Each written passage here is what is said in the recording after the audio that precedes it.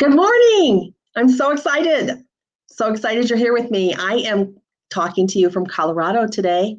I am here on business and in my own opportunity to grow myself and develop my business stronger so that I can service you better. So this is Candace Mae with Candace Mae Training and Services. And whether you're here with me live or on recording, I'm very glad you're watching and participating. I would love for you to leave messages in the comments below, letting me know how you're doing, if this is a topic of value to you and that you're find it enlightening, and if you have comments to share along the way, I would. So I wanted to talk about, well, last week, if you had an opportunity to watch my video, my Facebook Live, please, you'll know that we're going to spend the next 10 weeks together talking about values, one value a week. These values that I've picked are values about a culture that can be used in a work environment. You may have other ones that you pick, but these are 10 that I wanted to use as examples. And they actually represent the John Maxwell team values that John Maxwell asks us to have when we represent his curriculum and things along those natures. I have a lot of services outside of John Maxwell, so there's other things that I focus on as well. But these goals, these values, I have incorporated into who I am, and they are part of who I am and how I live my life. And I'm hoping that they give you insight as to who I am, and if you were working with me, what you could expect from me as a business owner. And hopefully they encourage you to develop these same kind of values in your life and in your businesses. And I would love to work with you. One of the things I do is I work with business owners. I do coaching with executives to develop their lives and their businesses further, and individuals as well. So we take this into your personal life as well as your business life, and the ripple effects abound into the community and your coworkers, your colleagues, and so forth. And I do corporate training as well. So these are exciting times, and so much change is going on in the world that growth is essential. We need to learn to pivot. We need to learn to do all of these things. So let's jump right in with the value of growth. What I'd like to say is we lead from who we are on the inside, right? It's not about just communicating, but who we are on the inside is what comes out and touches the lives of those around us. So you have a choice to either design your life or your business and your company the way you want it to flow, or someone else is going to design it for you, right? If culture is not developed with intention, it just happens. And usually when it just happens, it's all the negative aspects of a culture that happen. So figuring out the values in your own life and in the life of your business are really critical. So one of the things I wanted to talk about for growth is growth requires honesty.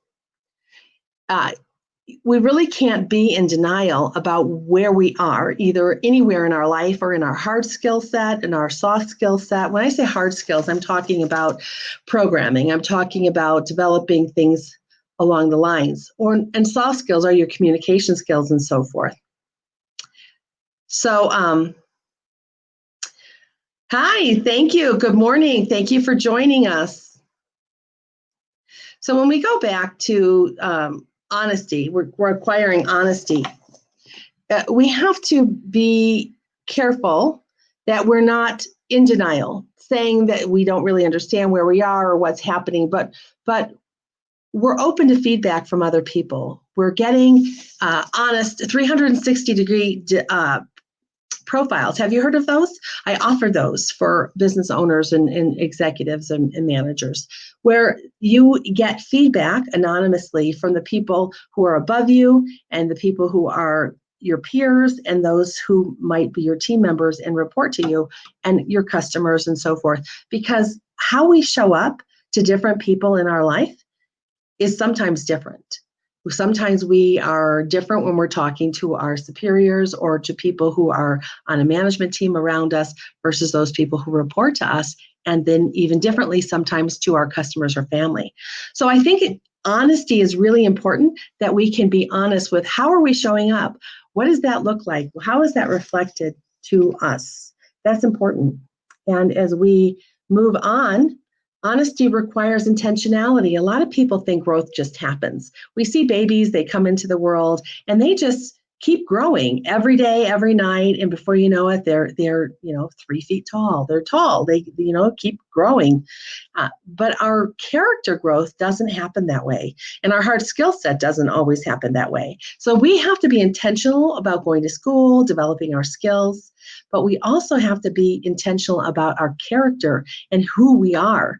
We oftentimes can understand how to take an Excel class and become really good at that, but we don't always understand how to communicate better. We don't always understand how to have empathy and understand what someone else is going through. We don't always understand how to develop those skills of personality clashes and getting through those, or how do you manage and identify what you value? How do you prioritize your life?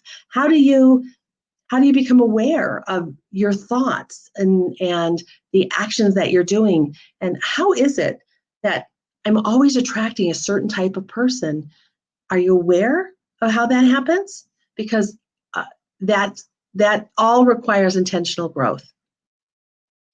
Growth also requires the awareness that we're talking about. So you have this intentionality, and then you move into awareness. And awareness is something that really is developed. It has to be developed as you, as an individual, becoming aware of your thoughts and of your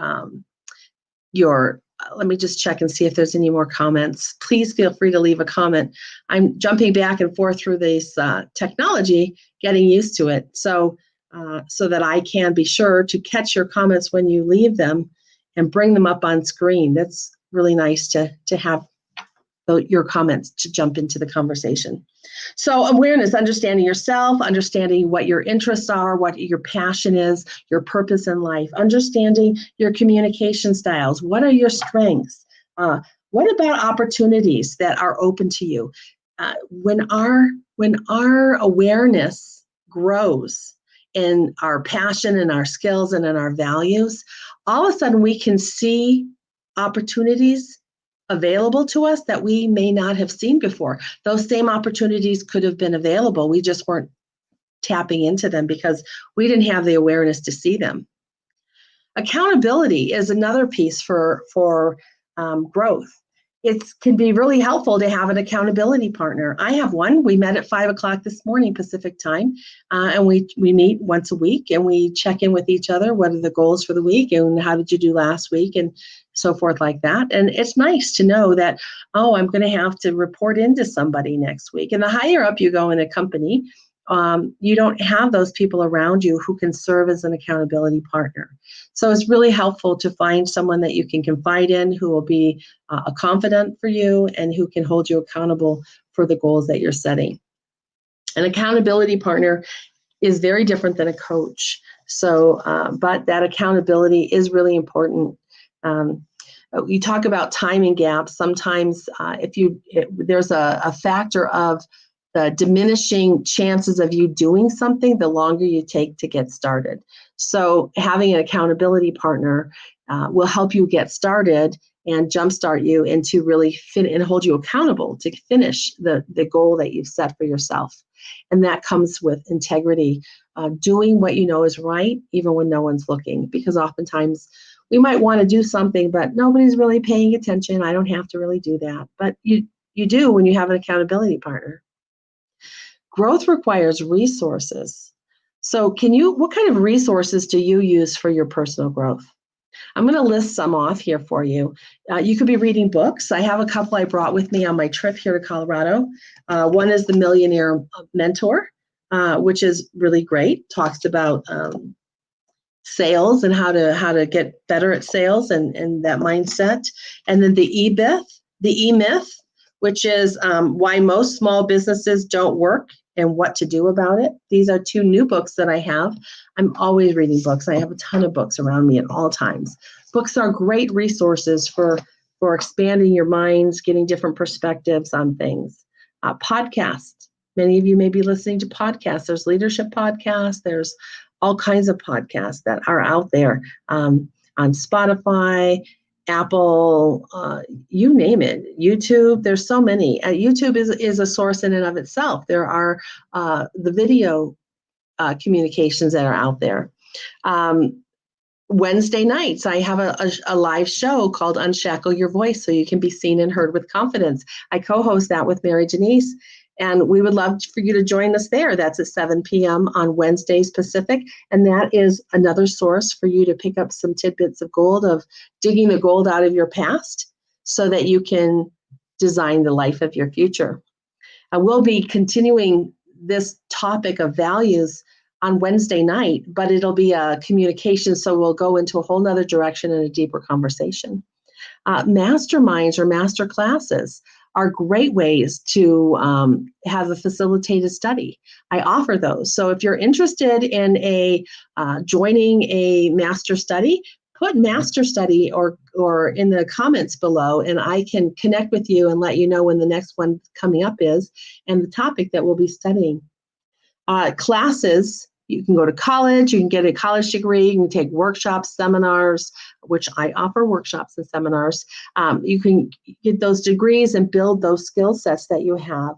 You can hire a mentor, or mentors can be complimentary, who somebody just in a position that you really want to move into can speak life into you and guidance from their experiences. I mentor several college students for the last, I guess, 4 or 5 years now. I've been mentoring. I'm coaching. You can hire a coach who actually helps you move to the next level in your life in various areas. You can have a counselor. Maybe there's a support group that you can join that will offer you understanding and empathy and suggestions on growth. Those are all resources available to you to help your growth. What's really important, though, is no matter how much you're growing, are you in an environment that allows growth? This is really important because in workplaces, sometimes they're not growth-oriented work environments. They can be a toxic work environment. I do go in and work with companies for anti-bullying and developing the team and for stronger communication amongst the team and collaboration. These are really important pieces to understand. Is your home an environment that is peaceful and allowing growth? Is your environment? Here's some tips. What about music? Do you have music in your life that really lifts you when you're feeling down? Maybe you have some favorite music playlists that can pop in and really upbeat your mood and re-energize you. What about thoughts? Our thoughts drift in and out all the time. They come from outside of us, but they're there, and we can stimulate our thoughts. Do you have word art around you or something that stimulates some thoughts and ideas for you that lifts you? What about experiences? What kind of experiences bring energy to you? You're going to find that there are some experiences that drain you. And then there's other experiences that you've had that really lift your energy high. What are those? Identify the ones that lift your energy and try to bring more of those into your life. Friends. You've got friends who really are like vampires. They just suck the life out of you. And then you've got friends who really speak life into you. They offer you hope. They offer you laughter. So pick your friends accordingly. Make sure that you're surrounding yourself with people who bring encouragement into your life. Recreation. We all need recreation. We all need movement. And there are activities that you can be doing that are fun and bring you energy into your life. What about your spiritual life and your soul? How are you nurturing your soul? What activities can you do that will bring you nourishment to your soul, whether that's prayer, meditation, studying the word of whatever religion you're with, or whatever your beliefs are? Just think about those. What nourishes you overall? And how are you encouraging growth in your life? Those are important aspects of the environment that play a big part in growth.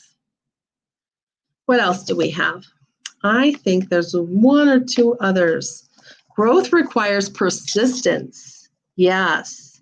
Persistence, whether you call it determination, setting your mind, whether you can call it endurance. If you're struggling through a really difficult time in life, you'll have to develop endurance so that you can get through. Persistence is another word for that. Tenacity. My college degree from University of Redlands, where I got my master's, was our mascot was the Bulldogs, and that word that we chose to represent our mascot was tenacity. And I have found tenacity, that image of the bulldog locking its jaw on something and not letting go when they have to reach a goal, is really powerful for me. I hold on to it. I have a little bobblehead that sits on my kitchen counter of a bulldog to remind me of tenacity, to hold on tight and don't let go. And resilience. The more that you're working with resilience and difficult things, you're going to find it. So Naomi has a suggestion for us. Naomi says, increasing knowledge by taking classes in school or workshops. Yep, that's a big one. I think, Naomi, you offer some workshops yourself, don't you, with Central Point. Good. Thanks for sharing that. And so resilience is the next thing I wanted to say under persistence, and that is how fast you get back up once you fall down. Once you have a difficult situation, you can recover rather quickly. Those are really helpful. And we have reflection. When you think of growth, do you think of a reflection? Because I think that's important. We reflect every day. In the morning, maybe on Sunday, you want to project your week and kind of think about what's going to happen in your week, and you plan out your week. And then at the end of each day, maybe you take time to reflect on your day. What worked well? What didn't work well? How can I improve in things that didn't go so well? Reflection also comes in handy when maybe quarterly. If you have a life plan, if you need help with a life plan, just type in the comments life plan, because I do offer life planning and helping you really develop a strong growth plan. It's a special package I have with a workbook and everything to help you through that, and coaching with that as well. And when you have your life plan set before you, you do quarterly checkups and 6-month checkups. And once a year, you're going back in and adapting your life growth plan. And that has every aspect of your life that is covered in this plan. And so reflection becomes really important. Am I on target with the things I had strive to hit this year? Do you have a word of the year that you use to identify the area that you really want to focus on to develop? Because where your focus goes, your energy flows. And so when you're consciously have a plan and things that you're trying to hit, you can realign. Just like missiles in the military are dropped out of the planes, they are realigning their target to hit the target constantly as they're flying through the air. Just as we need to constantly realign our life and our days and our planning to make sure that we're back on track and hitting those. So reflection is important. And really having a positive attitude is essential. And I put the word gratitude here because gratitude is essential. It really will shift you and shift your paradigm. If you don't have a journal that you take out every morning and you write down 3, 5, 10 things that you're grateful for, give it a try, and stick with it for a month and see if you don't notice a higher lifting and vibration of your energy, because it's naturally going to increase your vibration and frequency. When you are focusing on something that you're grateful for, that demonstrates a positive attitude. If you're in a difficult day and you focus on gratitude, it can really shift your mood and lift it higher. So gratitude is really important. And the last thing I'm going to end on is service. I think it's really wonderful for us to learn how to serve other people, and whether that be through volunteer or through your businesses or serving your family members. Having an attitude of service is essential. It can really also be a great tool to lift you out of a low mood, a low place in life. So remember, hopefully these are great tips for you that have been helpful. Remember, when you think somebody's really lucky, oh, they just have all the breaks, I want you to reassess that term luck, because it's really more about being prepared and doing your growth so that you are prepared when an opportunity shows up. Because if you have preparation and you have the proper attitude, when the opportunity shows up, you can step in and take action, and that's going to look like luck. You make your own luck. I hope you have a great day. Again, leave me a note in the message that this was of value. Leave me a note in the comments that you would like to be in a master study, or if you'd like to just have a call with me. I would love to connect with you and see how I can service you and how we can connect and work together. Have a wonderful day.